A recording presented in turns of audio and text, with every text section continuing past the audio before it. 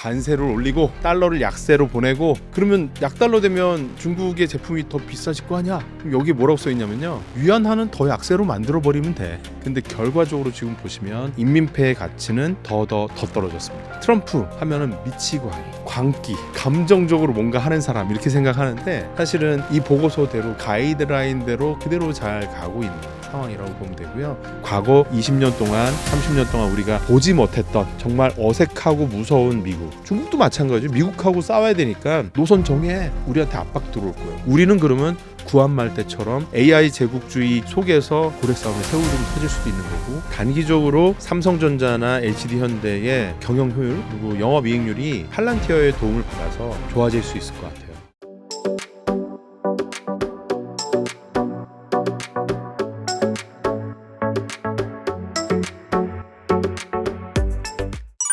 미국이 제조업에서 어려운 모습을 보이고 있어 중국으로부터 제조 독립을 만들어야 한다는 보고서가 있다고 하는데 어떤 내용인가요? 사실 이제 트럼프가 당선되자마자 이제 미국에는 이제 여러 금융기관들이 있죠. 그런 하나의 어떤 그 금융기관에서 발표된 레포트가 사실은 그렇게 영향이 별로는 없어요. 근데 특별히 이 스티픈 미란이라는 사람이 쓴 User's Guide to Restructuring the Global Trading System, 그러니까 글로벌 무역 시스템을 재구축하기 위한 방안, 가이드라인이거든요. 이거를 써놓고 이 레포트가 그대로 있으면 괜찮은데, 이 레포트를 쓴 저자가 트럼프 행정부의 핵심 요직으로 들어왔다는 거죠. 우리로 치면은 대통령 비서실 경제통상 무슨 위원 이런 식으로 들어와서 거의 장관급 보직으로 알고 있거든요. 근데 이대로 되고 있거든요. 그러니까 관세를 올리고 달러를 약세로 보내고 그러면 약달러 되면 중국의 제품이 더 비싸질 거 아니야? 여기 뭐라고 써있냐면요, 위안화는 더 약세로 만들어버리면 돼. 근데 결과적으로 지금 보시면 달러 인덱스가 100 미만으로 떨어져서 약세가 계속 지속되는 가운데 정확하게 인민폐의 가치는 더 떨어졌습니다. 저대로 되고 있는 거죠. 그래서 사실 많은 분들이 트럼프 하면은 미치고 항의, 광기, 감정적으로 뭔가 하는 사람 이렇게 생각하는데, 사실은 이 보고서대로 그대로 유저의 가이드라인대로 그대로 잘 가고 있는 상황이라고 보면 되고요.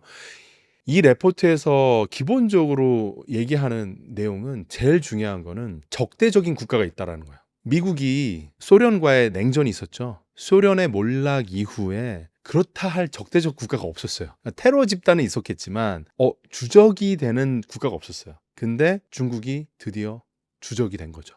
그래서 일괄 관세를 왕창 매겼잖아요. 그런데 모든 국가가 다 미국한테 와서 어떻게 좀 안 되겠어 했는데, 중국만 혼자서 나는 이걸 못 따르겠어 이랬지 않았습니까?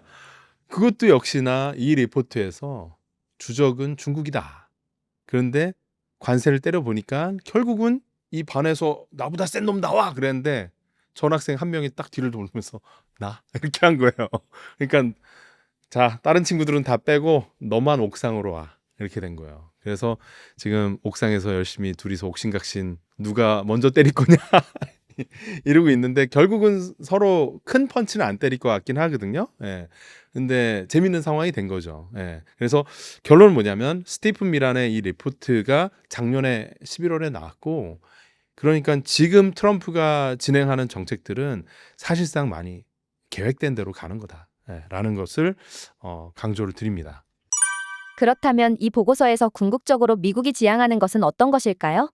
이 보고서에서는 사실은 제일 중요하게는 미국이 지난 수십 년간 중국 상대로 아주 편안한 생활을 보냈다 이거야. 중국이 싼 물건을 팔고 미국은 그 싼 물건을 사서 특별한 인플레이션 없이도 저렴한 가격에 좀 중국에서 이게 싼 노동력을 잘 활용을 한 거죠. 월마트 가면 정말 고품질의 좋은 제품들이 널려 있어. 그러니까 미국 사람들은 행복하게 맛있는 걸 많이 먹고 좋은 물건들을 막 뭐 왕구도 사고 다 사는데 인플레이션 안 생겨요. 그랬는데 결론은 뭐예요? 어마어마한 비중으로 중국에 대한 제조업 의존도가 높아지고, 이 리포트에 이게 나와 있는 그래프거든요. 미국의 제조업 종사자 수가 급감을 하는데, 뭐 원래도 계속 감소를 하고 있었죠.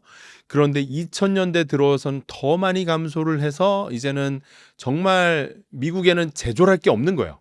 예. 제조업에 종사하는 사람이 이렇게 없으니까. 그리고 전 세계 경제에서 지금 2차 세계대전 직후만 해도 미국의 비중이 거의 40%에 달하죠. 그런데 계속 감소를 했는데 지금 더 감소했죠. 예.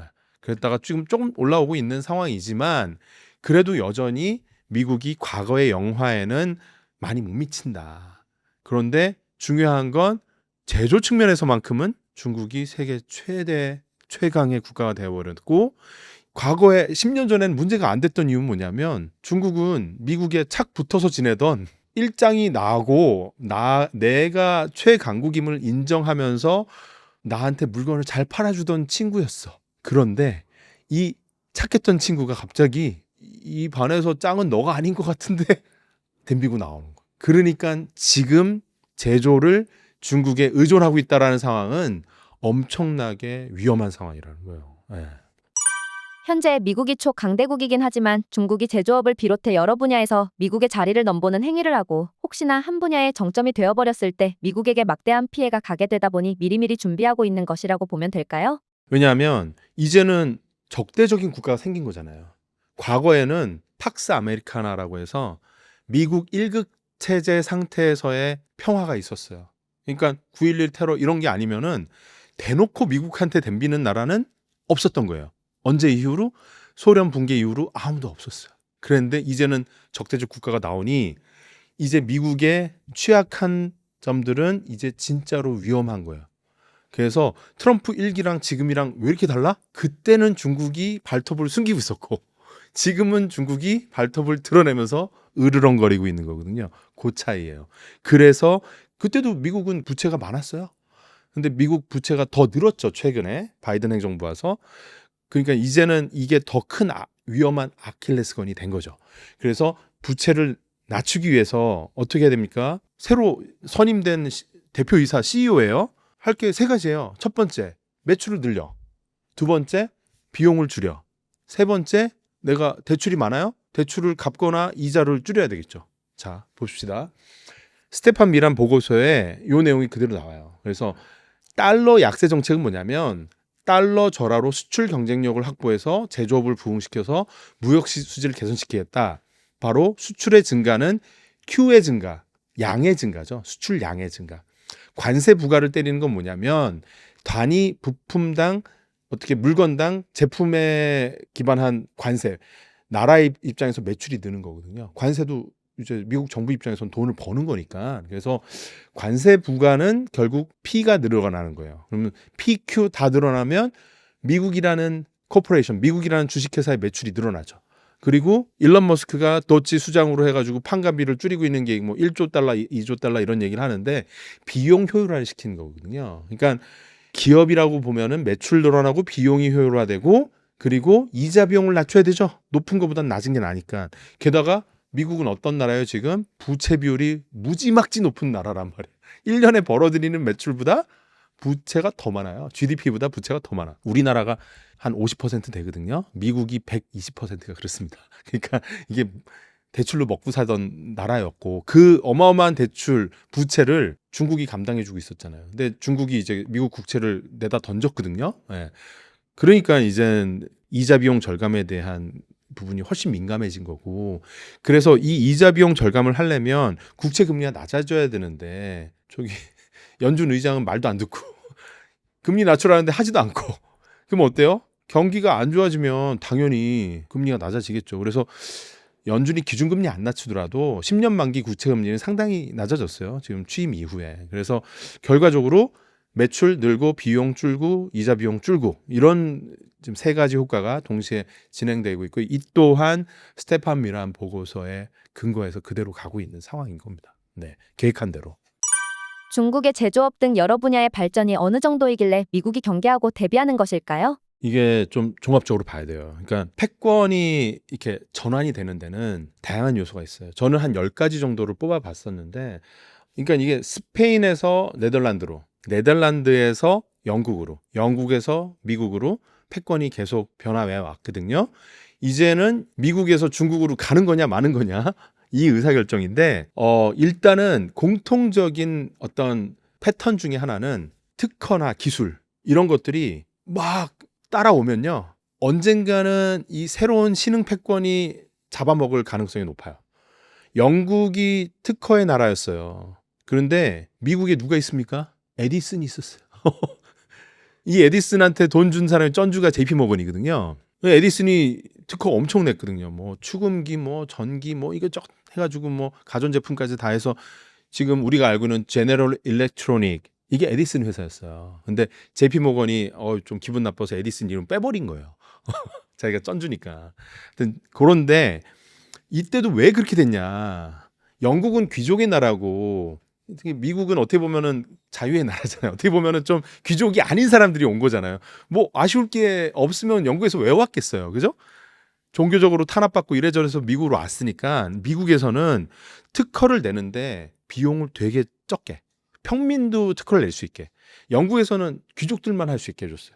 그러니까 미국에서는 훨씬 더 많은 사람들이 공격적으로 특허를 낼 수 있고, 깊이 더 들어가면 미국은 특허를 한 도시에서, 한 주에서만 내도 전국을 커버하는데, 영국은 20개 도시가 있으면 다 다니면서 특허를 내야 되고, 그때마다 돈을 현재로 치면 막 2천만 원, 5천만 원 내야 되는 거예요. 그러면 돈 없고 시간 없고 다니는 비용 없는 사람은 못 하는 거예요. 예. 근데 미국은 그게 그래서 기회의 땅이었던 거예요. 근데 핵심적인 건 뭐냐? 특허가 따라왔어요. 특허가 앞질러 가면서 기술적 기회의 땅이란 게 생긴 거죠, 미국에. 그래서 미국이 기술 혁신을 영국보다 앞서가고, 그래서 철강, 석유, 전기, 가전, 이 모든 게 지금은 너무 당연하지만 그때는 그게 그 시대의 AI였거든요. 예. 1850년대, 1920년대 그 사이 기간에 영국으로부터 미국이 패권을 가져오고 1, 2차 세계대전 있으면서 또 영국은 막 여러 가지 전쟁에 소용돌이 있었지만 이거 아니고 이래가지고 이런 운도 따르고 해가지고 패권이 넘어왔는데, 지금 중국이 기술, 연구개발, 페이턴트, AI 연구개발 모든 측면에서 미국을 압도하고 있습니다. 그리고 지금 보세요. 인재가 중요해요. 그럼 이런 연구 개발은 누가 하냐? 그래서 AI 경진 대회를 하잖아요. 전 세계적으로 막 미국에서도 하고 뭐 중국에서도 하고 하면은 수상자들이 미국 출신, 자 수상합시다. 중국계 미국인. 그리고 자 2등 중국, 칭화대 중국인. 결국 미국과 중국의 경쟁은 중국인의 경쟁이고요. 그래서 그만큼 이제 중국의 인공지능 인재들이 되게 많다. 근데 우리도 씁쓸한 게, 한국은 과학고에서 공부 잘하는 친구들이 의대를 가잖아요. 중국은 칭화대, 베이징대에서 난다 긴다 하는 수재들이 다 공대를 가요. 왜냐하면 공대 출신의 공산당 이렇게 고위직들이 엄청나게 나오기 때문에 공대를 가야 출신을 하는구나. 그리고 알리바바, 바이두, 텐센트 한동안 엄청나게 성장했었기 때문에, 그래서 이런 것들이 사실 모여져서 미국이 겁낼 만한 상황이 된 거죠. 기술, 인재, 무역, 해상 장악력, 군사. 지금 태평양에서요, 미국 군함보다 중국 군함이 훨씬 많아요. 몇백 대가 부족해요. 그래서 우리나라 지금 조선소를 미국에서 군함 건조하는데 뭐 쓰냐 마냐 그 법적인 거를 법을 바꾸냐 이런 얘기가 나올 정도인 게, 미국이 이걸 얼마나 이제 긴급한 군사적인 니즈로 생각하냐, 이게 있는 건데, 중국이 진짜 입체적으로 여러 가지 요인으로 봐도 중국한테는 실제적인 도전이 된다. 그래서 이게 트럼프 1기 때는 트럼프가 똑같은 얘기를 했지만 안 맥혔거든요. 왜냐하면 구글은 아직 미국이 괜찮은 것 같은데? 그러니까 don't be evil 이러면서 막 살상 무기에다가는 자기 기술을 안 줄 거고, 그래서 그 틈을 비집고 나온 게 팔란티어거든요. 예. 왜냐하면 구글 같은 회사는 그런 막 전쟁에 자기는 AI를 쓰고 싶지 않다. 이러니까 그 팔란티어는 과감하게 들어간 거고. 근데 팔란티어 알렉산더 카프는 이런 이야기를 수년 전부터 미국의 위대한 과학기술 혁신을 왜 SNS나 이런 그냥 좋아요 누르고 이커머스하고 물건 사고 이런 데만 쓰고, 미국이 더 강해지고 과거에 막 기술을 모아가지고 핵무기 만들어서 세계를 지배하고 이럴 때처럼 안 하냐? 중국은 그걸로 다 해가지고 미국을 지금 잡아먹을 듯이 쫓아오고 있는데, 중국한테 다 우리가 망하고 나서야 너 그럴 거야? 하면서 구글 대놓고 저격하고, 그 책이 이제 기술적 공화국이라고 그러고 테크놀로지컬 리퍼블릭 좀 있으면 번역돼서 나오는데 저는 이제 그 책을 원서로 작년에 이제 나오자마자 읽었거든요. 읽으면서 전율이 온 거예요. 미국의 테크 타이탄들 100조 이상 가진 사람들은 지금 머릿속에 이런 생각 가득하구나. 그래서 뭐 실리콘밸리에서 옛날에 민주당 쪽에서 막 인권 뭐 다양성을 막 추구하던 그런 빅테크 창업가들도 트럼프 2기 봐서는 다 트럼프 편을 드는구나. 샘 알트만도 사실은 민주당 쪽이었어요. 근데 스타게이트 막 한다고 미국 위대하게 만들겠다고 하잖아요. 그게 이런 맥락 속에서 이제 그렇게 된 거죠. 예. 미국 경제가 트럼프 관세 폭탄 전부터 이미 흔들렸다는 이야기가 나오고 달러 약세가 이어져 오고 있는데요. 현재 미국의 경제는 어떻고 언제쯤 좋아질 것으로 보시나요? 좀 앞부분부터 먼저 말씀드리면 지금 관세 전쟁을 미국이 걸었다고 많은 사람들이 생각하잖아요. 근데 관세 전쟁에 더 밑단을 들어가 보면 환전쟁이에요. 환율 전쟁. 환전쟁인데 이 환전쟁은 결국은 기축 통화에 대한 도전이냐 아니냐 이런 건데 중국이 미국의 국채를 1조 달러 이상 갖고 있었어요. 그런데 지금 600빌리언이니까 과거 대비 한 40% 이상을 팔아 제낀 거예요. 사람들이 지금 미국 국채 중국이 던지면 어떡해요라고 걱정하잖아요.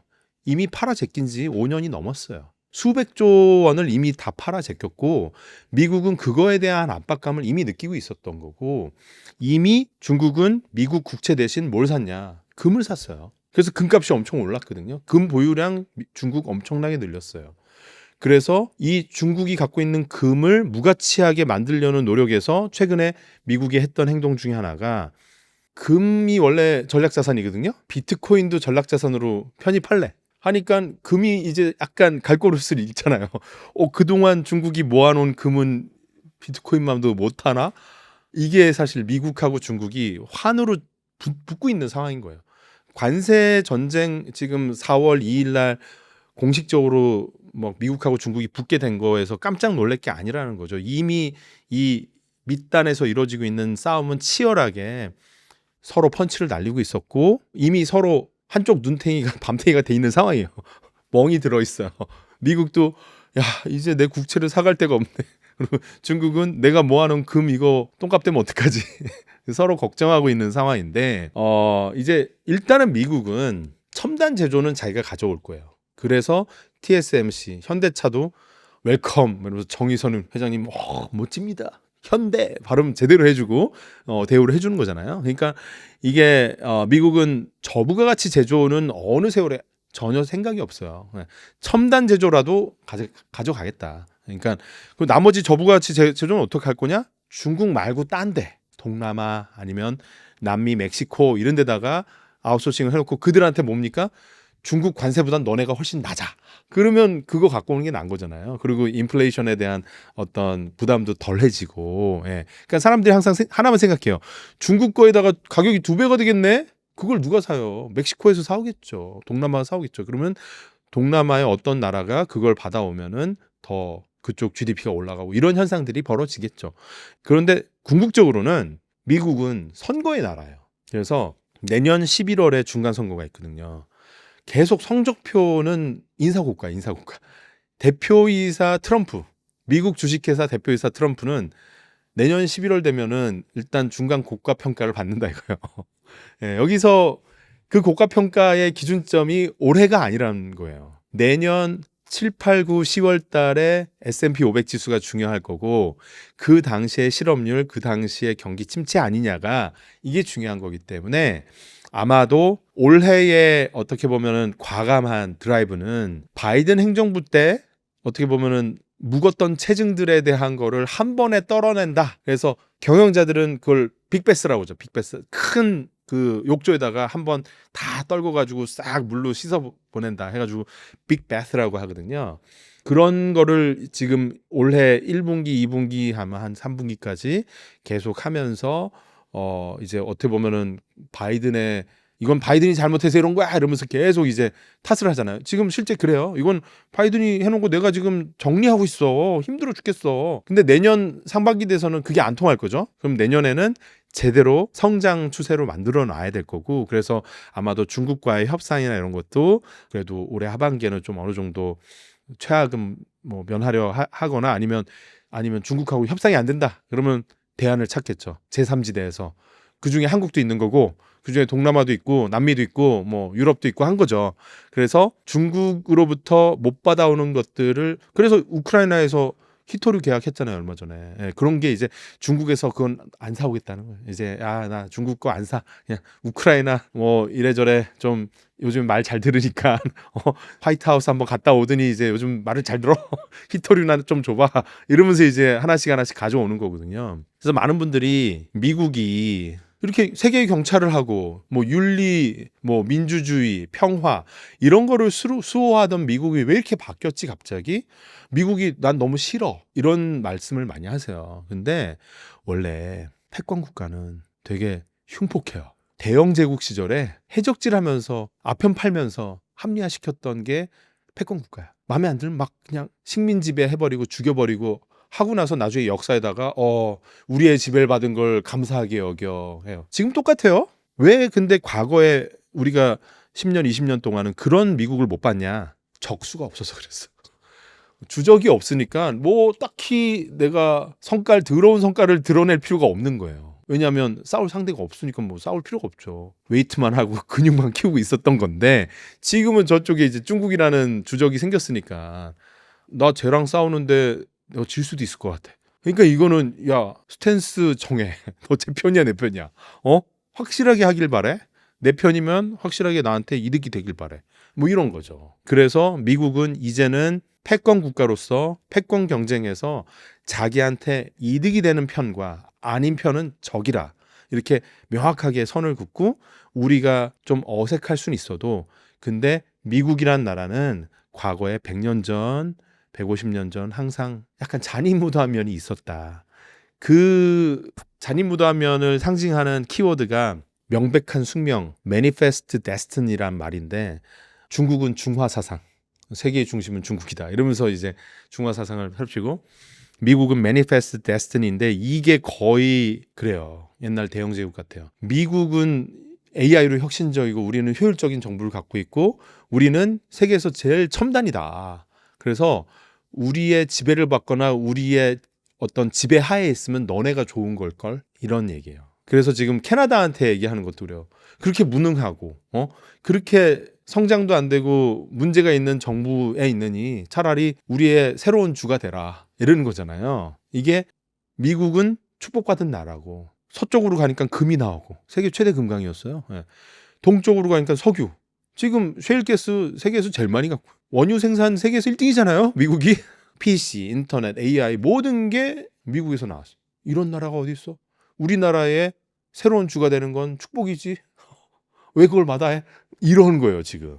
근데 이게 트럼프 2기에만 나온 게 아니라 과거에도 그랬다. 최근 몇십 년간이 특별히 착했던 미국이지 과거에 대부분의 패권을 잡았던 그 기간 동안은 잔인무도하고 흉폭한 제국주의 그 자체였다라는 거죠. 영국 못지 않았다라는 겁니다. 근데 제국은 원래 그래요. 그래서 제국주의를 싫어하잖아요. 예. 그래서 우리가 정신을 똑바로 차리고 여기에서 어떻게 생존할 거에 대한 고민 안 하면 과거 20년 동안 30년 동안 우리가 보지 못했던 정말 어색하고 무서운 미국, 중국도 마찬가지죠. 미국하고 싸워야 되니까 노선 정해. 우리한테 압박 들어올 거예요. 우리는 그러면 구한말 때처럼 AI 제국주의 속에서 고래 싸움에 새우등 터질 수도 있는 거고 대만은 이미 거의 그 위험한 진짜 임계점에 도달해 있는 거고요. 예.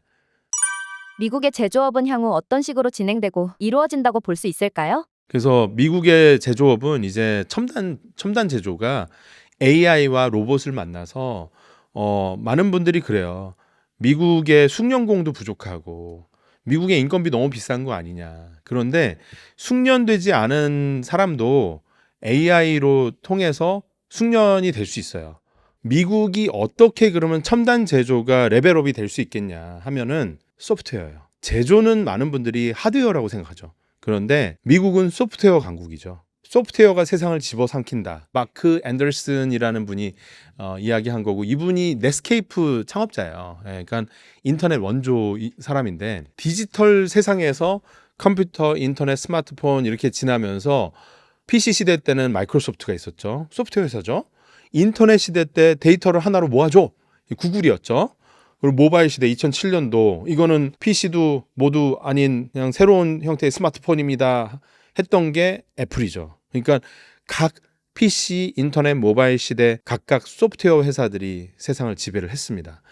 그런데 소프트웨어가 하드웨어도 집어삼키게 된 거예요. 제조를 집어삼키게 된 거고 이 제조업을 소프트웨어로 재정의하고 있는 회사 팔란티어라는 회사가 있고 이거를 거대한 팩토리, 무인화된 공장에서 막 찍어내면서 기존에 있는 다른 제조업체보다 영업이익률을 확 올려서 검증해서 보여준 회사가 테슬라인 거예요. 그리고 이런 제조회사에 언제 문제가 생기고 언제 이 회사, 이 제조 공장에 새로운 제품이 나갈 거고 재고가 언제 떨어져서 언제 이 공장에 새로운 원자재가 필요한지 이거를 실시간으로 알려주려면 이 공장 자체가 하나의 거대한 엣지 컴퓨터가 돼야 되잖아요. 엣지 컴퓨팅의 대마왕이 또 엔비디아죠. 그리고 디지털 트윈을 만든다고 하죠. 그래서 엔비디아 홈페이지 가서 보시면은 스마트 매니팩처링, 스마트 제조라는 카테고리에 디지털 트윈, 엣지 컴퓨팅이 들어가 있습니다. 이런 것들이 하나로 묶여지면은 미국의 제조는 레벨업이 된다라는 것이고요. 그래서 조금 더 구체적으로 말씀드리면은 이제 제조에서 그동안 데이터가 다 분절화돼 있었어요. 누구 전에? 팔란티어 전에. 팔란티어가 한 게 뭐냐 하면은 빈 라덴을 잡고 막 이런 군사 CIA 뭐 FBI 막 이런 것만 생각하시는 분들이 있어요. 근데 그거는 이제 팔란티어를 투자해도 팔란티어를 모르시는 얘기예요. 팔란티어의 매출액의 반은 제조에서 나와요. 앞으로 제조에서 더 많이 나올 거예요. 왜냐하면 국방부 예산은 정해져 있지만 세상에 제조업은 그냥 제조업이 되게 많아요. 모든 게 제조 아니에요? 대부분. 근데 거기에 데이터로 혁신을 만드는 게 최근에 3, 4년 사이에 벌어진 겁니다. 이게 어떻게 되는지 좀 설명을 드리면 의사결정을 하려면 이게 재무 데이터만 있으면 안 되죠. 종합적인 의사결정을 하려면. 이건 CFO가 보는 거죠. 재무 담당자는 재무만 보죠. 그러니까 이번 달에 매출이 얼마야. 그런데 전통적인 회사에서는 원재료 이게 수급을 관리하시는 SCM이라고 하죠. 서프라이 체인 관리하시는 분은 이거만 또 봐요. 그래서 이번에 우리 이만큼 재료를 사놨습니다. 또 판매하시는 판매 부서에서는 우리 재고가 이만큼 있고 이번에 10,000대를 팔 수 있고 뭐 수출은 얼마고 내수는 얼마고 이거 관리하고 있을 거 아니에요. 전형적으로 뭐 월간 회의하면 어떻습니까? 구매부서 부장님 그리고 재고 관리하시는 부장님 뭐 판매 부장님 뭐 재무부장님 각자 하고 이거를 이제 대표이사가 종합적으로 보잖아요. 팔란티어는 뭐냐면 부서별로 각자 관리되는 데이터를 다 한 대로 모아요. 단순히 한 대로 모으기만 하는 게 아니라 이 부서별로 필요하면 재고 관리하는 데다가 IoT 센서를 갖다 붙여서 재고 관리를 사람이 안 해도 되게 해줘요. 원재료 수급에 대해서 궁금하잖아요. 공급하는 공급사부터 우리가 받아서 물류까지 모든 것에 대한 데이터를 최대한 실시간으로 만들어줘요. 그러면 구매가 실시간, 재고가 실시간, 판매가 실시간, 재무가 실시간으로 다 돌아간다. 스타크래프트 하는 것처럼 실시간으로 자원이 올라가고 멀티 가고 있잖아요. 그죠? 이렇게 게임하는 것처럼 된 거죠. 실시간으로. 이게 안 됐었단 말이에요. 이게 감으로 때리던 시절이었단 말이에요. 팔란티어가 없을 때는. 팔란티어가 들어와서 이거를 해주는 거예요.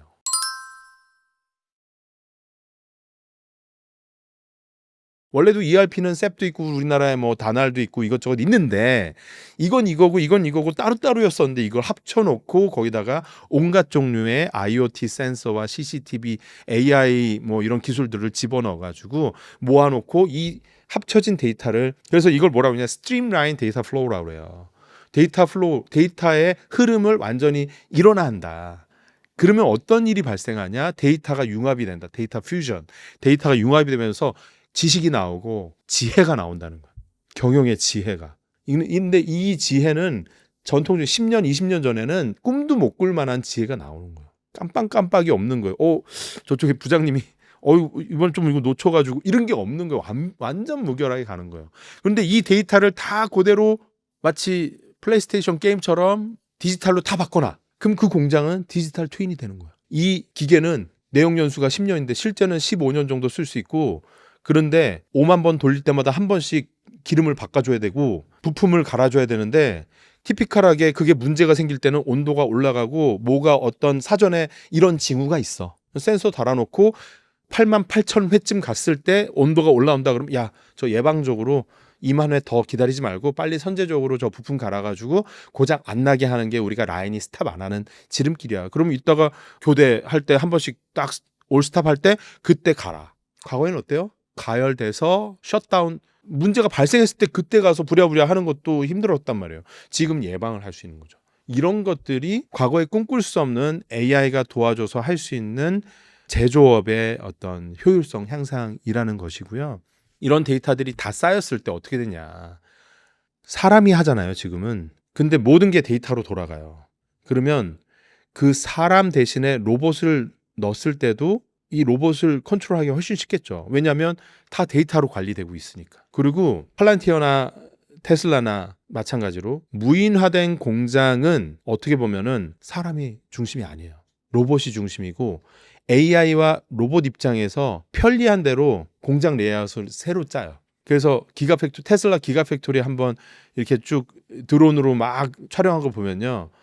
전통적인 사람이 들어가서 일하는 플로어 스타일하고는 되게 달라요. 기계가 턱턱턱턱 들어가기 편하게 해놓고 그 기계에 맞춰서 컨베이어 벨트를 돌리거든요. 과거에는 사람들이 4명이 옆에서 붙어야 되니까 사람이 움직일 공간이 필요하지만 여긴 그게 필요가 없는 거예요. 근데 더 나아가서는 야, 기계도 좋은데 소프트웨어가 이해하기엔 이게 더 직관적이에요. 그러면은 그렇게 바뀌는 거예요. 이걸 뭐라고 그러냐면 소프트웨어에 의해서 재정의된 제조업. 소프트웨어가 제조업을 집어삼킨다는 말이 이제 나오고 있는 거고 3년 5년 안에 이건 현실이 될 거예요. 그래서 이미 미국에 있는 현대차 공장에는 원래는 몇천 명이 일해야 되는 그 플로어에 그 공장에 지금 800명 로봇이 더 많다고 그러잖아요. 근데 이젠 그 사람 수도 점점 주는 거죠. 예. 그래서 여기 보시면은 디지털 트윈이라는 겁니다. 소프트웨어가 제조업을 삼킨다. 예. 그래서 버추얼 팩토리로 복제돼서 실시간 시뮬레이션 되면 제조업 효율화가 극대화가 된다라는 거고 기존에 있는 걸 이제 피지컬 팩토리 그냥 전통적인 팩토리죠. 여기에서 문제점이 많죠. 이거를 버추얼 팩토리로 카피 앤 페이스트 복붙을 하는 거죠. 복붙을 해놓고 복붙하는 놈은 시뮬레이션 돌리면 돼요. 피지컬 팩토리를 시뮬레이션 돌리려면 돈이 들어가죠. 버추얼 팩토리를 시뮬레이션 돌리는 거는 AI가 해주면 끝나요. 데이터로 돌리는 거니까. 그러면 생산망, 물량, 수요 예측, 공급망 대응 전략 수립, 재고 과잉 부족 사전 알람, 작업장 위험 알람 등등 모든 문제점들을 사전에 예측해서 대응할 수 있다.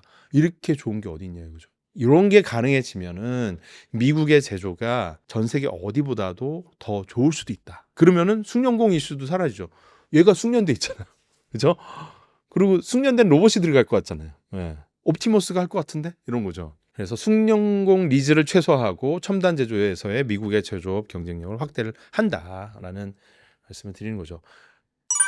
우리나라의 대표적인 기업 삼성과 HD현대에서도 팔란티어와 손을 잡은 것으로 알려져 있는데요. 팔란티어와 손잡는 거면 우리나라의 제조업에도 긍정적인 영향을 준다고 볼 수 있을까요? 일단 단기적으로는 그래요. 그래서 단기적으로 삼성전자나 HD현대의 경영 효율 그리고 영업이익률이 팔란티어의 도움을 받아서 좋아질 수 있을 것 같아요. 그러니까 팔란티어가 에어버스나 이런 데도 이제 경영 효율을 도와주고 있고. 근데 사실 이 도움을 받는 거는 장기적으로는 독이 든 성배가 될 수도 있다. 왜냐하면 제조업의 핵심은 노하우잖아요. 그래서 제조 노하우라는 얘기를 하죠.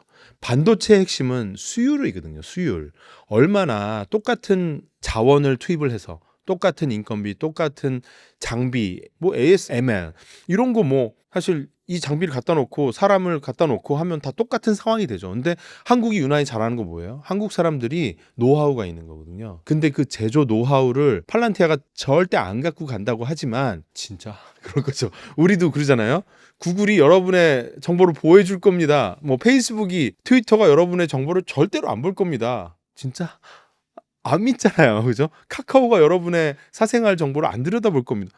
검찰 조사 나와가지고 뭐 정보 공개하라고 하면 다 까이잖아요. 그죠? 정치인들도 그런 거, 카톡 이런 거 다 남잖아요. 그래서 지금 우리나라의 핵심 중에 핵심인 반도체, 조선, 정말 우리의 심장이거든요. 대한민국은 제조 강국입니다. 누가 뭐래도. 우리나라가 구글 같은 소프트웨어를 만들기 쉽지 않아요. 예. 플랫폼으로 세계를 지배한 적이 없어요. 그런데 안드로이드 플랫폼에 가장 잘 팔리는 제품을 팔았죠. 갤럭시 폰이죠. 그리고 우리나라가 진짜 아무것도 없는데 조선소 해가지고 세계 최고의 지금은 첨단 조선의 가장 이제 선두에 서 있고, 그리고 앞으로 또 뭡니까? 군수 뭐 여러 가지 계속 다 제조인데 이 제조 노하우를 뺏기면 안 된다. 왜냐하면 팔란티어 같은 회사는 모든 데이터를 모으는 거잖아요. 그렇기 때문에 이 팔란티어가 잘 돌아가려면 어쩔 수 없이 많은 보안 데이터가 다 넘어갈 수밖에 없고, 심지어 저 부서 부서장, 회사의 전무님 부사장님도 모르는 것들을 팔란티어가 더 많이 알 수도 있어요. 진짜 대표이사 뭐 이런 분들 두세 명이 아는 지혜를 팔란티어도 알 수도 있다. 그러면 그건 어마어마한 리스크가 아니겠냐, 장기적으로는. 그래서 저는 이 팔란티어의 존재에 대해서 우리가 투자해서 좋다, 뭐 좋은 것 같아요. 왜냐하면 한국인 비중이 높아서 팔란티어가 앞으로 더 잘 되는 거에 대한 어떤 해칭이 되는 것 같은데, 근데 역시나 PER이 400배라 유임하셔야 되는 위험한 종목이긴 합니다. 그런데 이 팔란티어를 알아야 되는 거는 여러 가지 측면인 거예요. 그러니까 오늘 지금 말씀드리려는 거는 한국의 제조 강국으로서의 역량을 보호하기 위해서 어떤 식으로 우리는 생각을 해야 될까에 대한 겁니다. 그래서 저는 팔란티어에서 가장 중요한 것 중에 하나는 FDE예요. Forward Deployed Engineer. 그래서 현장 배치 엔지니어거든요. 현장 배치 엔지니어들이 뭐 하는 사람들이냐면, 이 사람들은 AI 전문가인데 현장으로 가요. 대표적인 얘기가 뭐냐면, 원래 팔란티어가 군수 미국 국방부랑 일하잖아요. 야, 저기 중동에 지금 이스라엘 막 하마스 리더 이렇게 해가지고 교전이 벌어지고 있는데 가서 좀 AI를 어떻게 적용해서 드론에다가 이거를 전략에다가 심을지를 고민을 해봐야 될 것 같다. 그러면 엔지니어들이 배낭 메고 가는 거예요.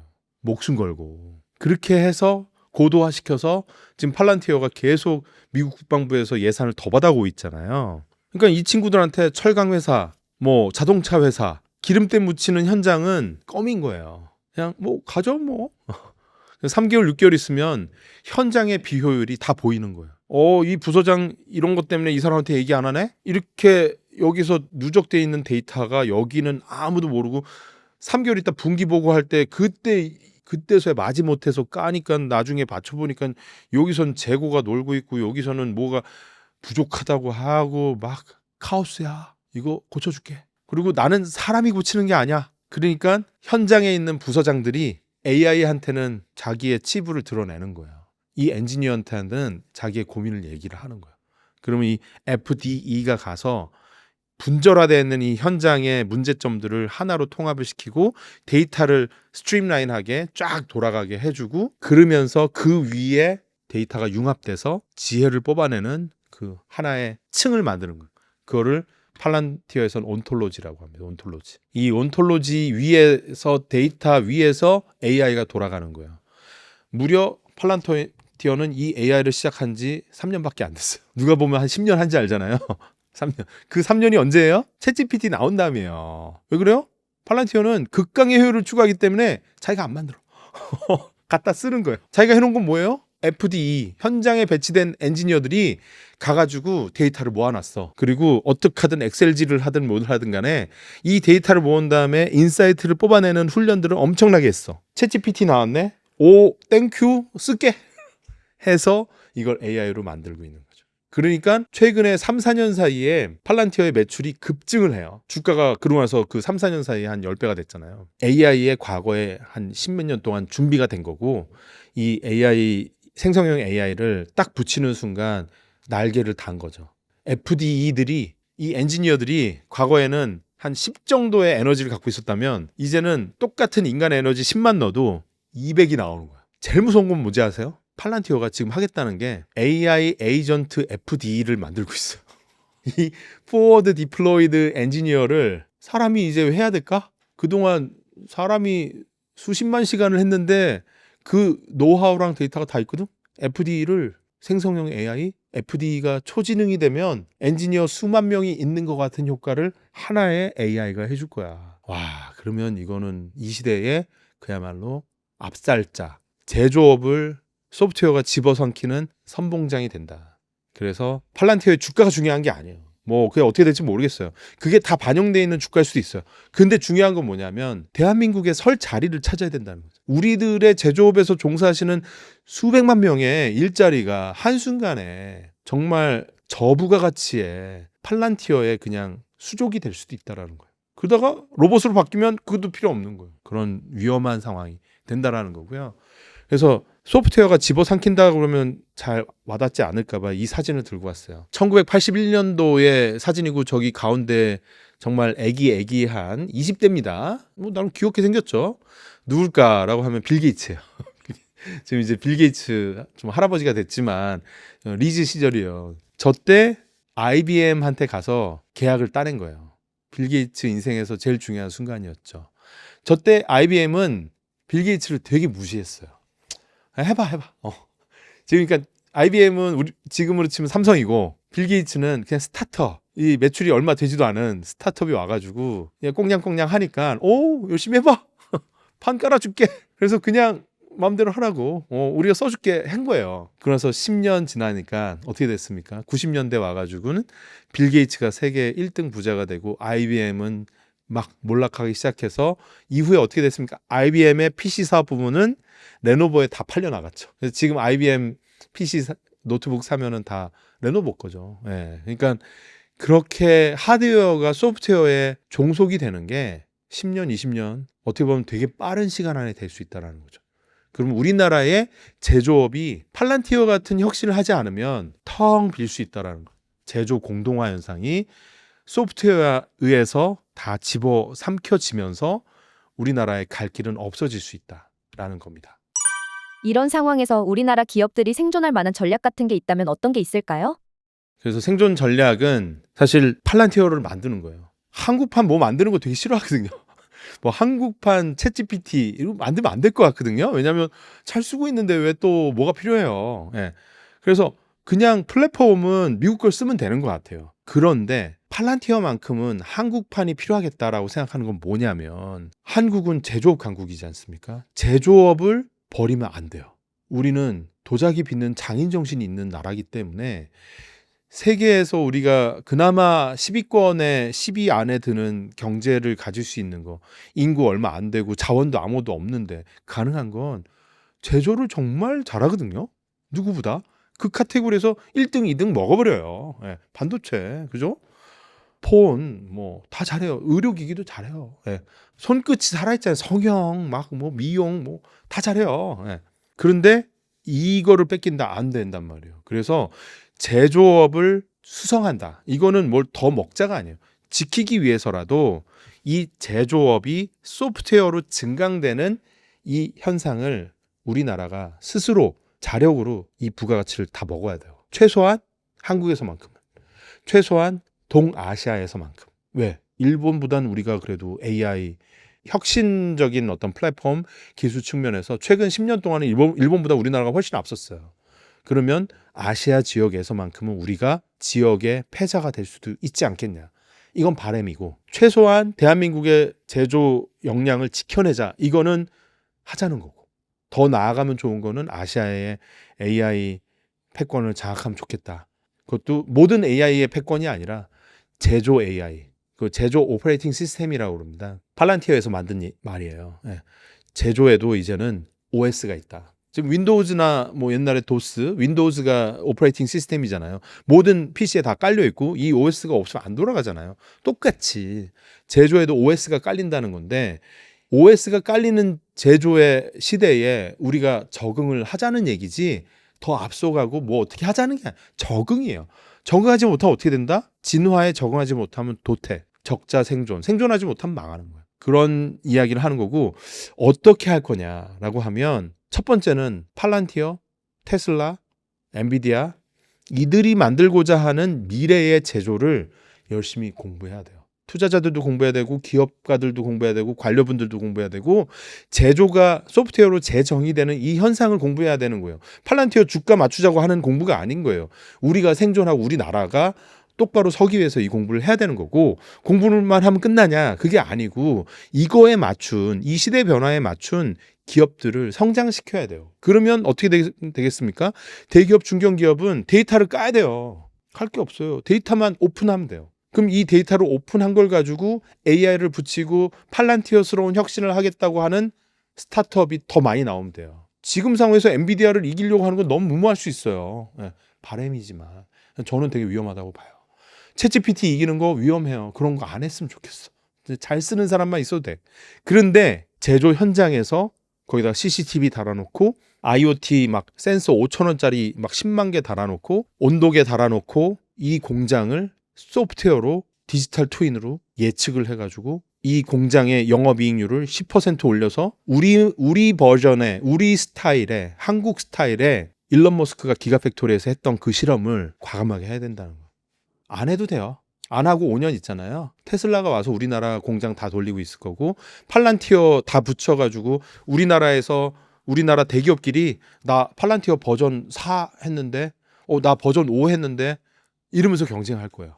그게 좋냐 이거죠. 그러다가 어느 날 갑자기 와 한국에서 엄청난 인사이트를 얻었는데 네바다 사막에 갑자기 한국 공장하고 똑같이 굴러가는 레이아웃도 똑같아.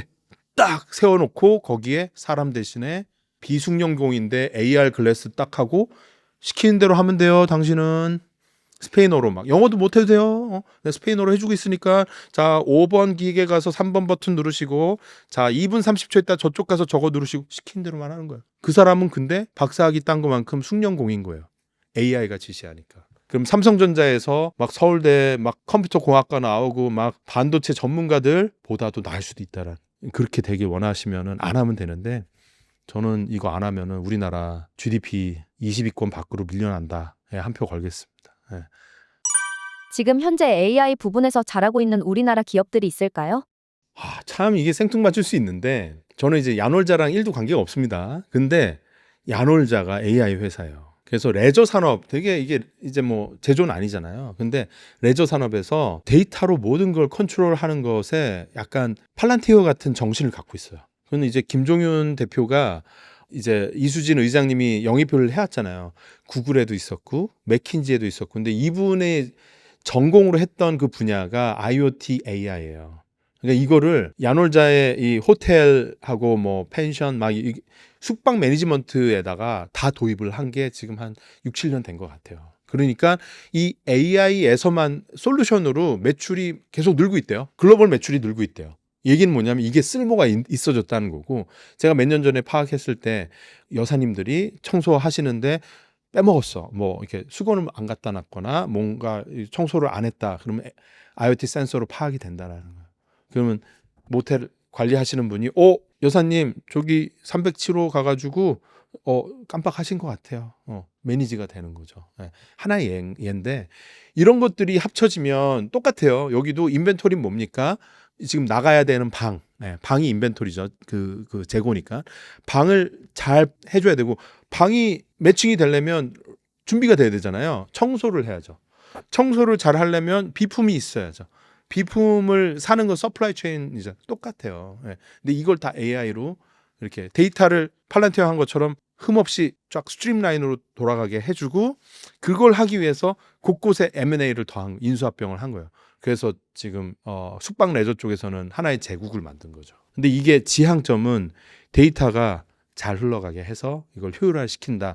팔란티어의 정신하고 너무 똑같아요. 그래가지고 저는 한국에서 제일 비슷하다라고 생각하는데 예를 들면 저희가 투자한 이제 미스릴이라는 회사가 있어요. 송파구에 있는데 이 회사 창업한 지 지금 1년 반밖에 안 됐거든요. 매출이 팡팡 나와요. AI로. 하는 게 뭐냐? 시멘트 회사 있죠? 시멘트 회사 생산 공장 가면 되게 위험해요. 이게 작업 현장에서 사망 사고도 나와요. 그런데 여기에서 안전수칙 맨날 오프라인으로 얘기하면 뭐합니까? 뭐 군대에서도 그러잖아요. 제군들 뭐 어떻게 이상한 행동하지 마라. 근데 꼭 하지 말라는 거 더 해요. 그 일이 벌어지거든요. 그럼 여긴 실시간이에요. 데이터로. CCTV, 센서 이걸로 끝납니까? 아니에요. 라인에 작동이 다 연결돼 있어요. 그래서 CCTV로 위험을 감지하고 센서는 뭐예요? 진짜 선을 넘었어. 여러 가지가 되면 아예 작동 명령도 하는 거죠. 이제 스탑해야 되겠다. 그리고 더 중요한 건 뭡니까? 우리나라에 중대재해법이 있죠. 사망 사고 나고 막 누가 불구가 되고 하면은 대표이사가 감옥을 가요. 형법이 형법. 그래서 엄청 무서운 건데 AI가 매일 안전 레포트를 적어줘요. 여기에도 누가 들어가요? 챗GPT 군이 들어가죠. 열심히 쓰겠습니다. 그죠? 오늘 3번 라인에서 김아무개 반장님이 안전수칙을 2번 무시해가지고 위험한 상황이 몇 번 발생을 했고, 이거에 대해서 우리 회사 측에서는 이런 경고 조치를 문자로 날려드렸고, 그분이 알겠다 하였습니다. 캡처 딱 떠가지고 레포트에 넣어놓으면은 대표이사님이 마음 편하겠죠. 오늘도 난 내 일을 했구나. 안전을 위해서 최선을 다했구나. 그럼 포인트가 보이죠. 예, 이런 것들이 사람이 한다고 하면 3명, 4명이 붙어도 그걸 못해요. 사람 아무도 필요 없죠. CCTV 센서 데이터 분석만 하면 끝나는 거거든요. 그래서 이 미쓰리라는 회사는 창업한 지 6개월 만에 매출이 나오기 시작했고, 1년 반 만에 지금 매출 올해 상반기 10억이 넘어가고 올해 한 2, 30억 이상이 나올 것 같아요. 그러면은 회사가 설립한 지 2년 만에 순이익도 날 수 있는 거예요. 플랫폼 회사들 절대 그런 거 어렵잖아요. 맨날 뭐 손에 한 5년 동안 나오고 그다음에 돈 벌 거예요. AI 시대가 되니까 사람 몇 명 없이도 돈을 20억, 50억 벌 수 있는 거예요. 미국만 가능하다고 생각하면 안 된다는 거예요. 그런 회사 있으니까. 자, 그리고 또 축산업에서 돼지 목도 따고 돼지를 반으로 가르고 내장도 꺼내는 로봇 하는 회사가 로보스라고 있거든요. 여기도 저희가 비상장에서 투자한 회사인데, 저희가 투자한 지 2년 좀 넘었는데 벌써 투자 대비 기업 가치가 25배가 올랐어요. 예, 30몇억 밸류에 투자했는데 지금 1,000억이 넘어가거든요. 왜 그러냐 보면은 이 회사는 도축하는 거를 사람 없이 하는 걸 만들고 있어요. 도축 업계에 뭘 하고 싶냐 제가 대표님한테 물어봤더니 테슬라의 기가 팩토리 같은 거를 이 도축 업계에서 만들고 싶다. 뭐 설마 일론 머스크가 여기서 돼지를 잡으려고 하지는 않을 거 아닙니까? 근데 언젠가 올 수도 있으니까 그 전에 내가 일단은 대한민국의 축산업은 기가 팩토리로 전 자동화 시키고 싶다라는 꿈을 갖고 있어요. 그럼 결국은 팔란티어스럽게 테슬라의 기가 팩토리스럽게 그런 혁신들을 해야 되는 거고, 이거는 하드웨어만 가지고 로봇팔만 잘하면 된다? 아닙니다. AI가 더 중요해요. 공전 전체를 AI로 분석을 하고 이 돼지가 목을 어떤 각도로 잘라야 되는지는 판단이죠. 이미지 봐야 되는 거죠. AI가 훨씬 중요해요. 뭐 요즘 로봇 팔은 너무 잘 돼 있어요. 근데 시키는 걸 잘 시켜야 될 거 아니에요. 얘를 타원형으로 잘라야지 목살이 이렇게 살아남아. 왜? 한국 사람은 목살에 환장하거든. 목살이 제일 비싸. 뭐 이런 거예요. 그래가지고 그리고 한국 사람이 1인당 돼지고기 소비율이 제일 높은 거 아세요? 삼겹살의 민족 아닙니까 우리나라. 그래서 야 이거는 우리나라가 제일 잘할 수 있다. 도축 로봇, 돼지 도축 로봇, 프랑스, 유럽 막 세계로 수출하자. 이게 지금 저 회사가 꿈꾸는 거예요. 그러면 저 회사가 그런 식으로 팔란티어 테슬라스러운 혁신을 비록 되게 작은 영역이죠. 뭐 자동차를 생산하는 것도 아니고 하지만 돼지 잡는 거 전 세계로 따지면 그 수십조 시장입니다. 그리고 전 세계 어디나 하기 싫어요. 우리도 조선시대 때 되게 그런 거는 이제 그 백정들이 하는 일이라고 이렇게 좀 터부시했잖아요. 그런 것처럼 지금도 저도 저한테 돈을 준다고 한들 그래서 그래요. 장난으로. 대표님 저희 회사 실사요 10시쯤에 밤 10시쯤에 오세요. 피가 막 무섭죠. 네. 아 진짜 끔찍해요. 그러니까 사람이 안 하면 좋을 것 같은 일이에요. 그래서 로봇은요 AI는요 어디서 더 빛을 발하냐, 사람이 안 하려고 하는 더러운 거, 위험한 거, 기피하는 거 이런 것들에 로봇은 더 가속화될 겁니다. 근데 한국 기업이 은근히 이렇게 잘하는 영역들이 하나씩 나온다. 희망찬 거죠. 뭐 해주면 됩니까? 응원해주면 되는데 응원만 하면 안 돼요. 대기업, 중견기업 어떻게 해요? 와서 한번 해봐. 너 돼지만 잡지 말고 그 기술로 와가지고 우리 화학공장, 우리 공장에서 뭐 딴 거라도 해봐. 딸기라도 따봐. 그리고 지금 딸기도 따고 있어요. 왜냐면 돼지를 잡으니까 이 미세공정 다 이 기술이 있잖아요. 그러니까 딸기도 한번 따봐 해가지고 지금 그 농진청인가에서 요청해서 그걸 하고 있고, 나중에는 뭐 배터리 분해 이런 것도 이제 위험한 작업들을 대신하는 일을 한다 해서 지금 원래는 도축 로봇이라는 그 캐치프레이즈였는데 바꿨어요. 회사에 이제 스스로에 대한 정의를 비정형 데이터에 특화되어 있는 로봇 회사 이걸로 바꿨거든요. 그러니까 되게 다양한 일을 할 수 있는 거죠. 막 이렇게 정형화된 일이 아닌 걸. 그래서 저는 어떻게 생각하냐면 K 팔란티어는 한 회사가 다 할 수 없다. 우리는 풀뿌리다. 우리는 각자 자기 영역에서 아이언돔인 거죠. 그럼 팔각형 타일 하나씩. 나는 조선소에서 용접할 거야. 나는 화학 공장에서 안전을 책임질 거야. 나는 시멘트 공장에서 시멘트 안 굳게 할 거야. 나는 돼지 도축하는 영역에서 로봇하고 AI를 해가지고 팔란티어의 공습에 막아낼 거야. 그러면 이런 기업들이 100개가 된다고 해봐요. 그러면 대한민국은 AI 독립 만세를 외칠 수 있는 거고, 미국이나 중국에서 침공해 들어오는 특히나 제조업의 오퍼레이팅 시스템, 제조업의 AI를 갖다가 줄게 하면서 달콤하게 우리의 핵심 역량을 뺏어가려는 그런 침공에서 자유로울 수 있다라는 겁니다. 끝으로 웅달책방 시청자분들께 한 말씀 부탁드립니다. 네, 오늘 사실 오늘 드린 말씀은 제가 운영하는 회사의 투자나 펀드나 거의 연관이 없어요.